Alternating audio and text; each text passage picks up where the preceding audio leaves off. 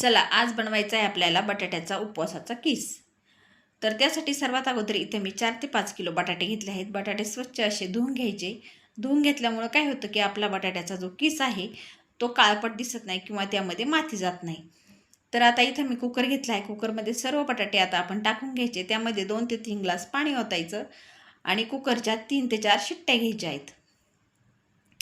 तर आता पहा कुकरच्या 3 ते 4 शिट्ट्या झालेल्या आहेत आणि बटाटे इथे मी घमेल्यामध्ये काढून घेतले आहेत।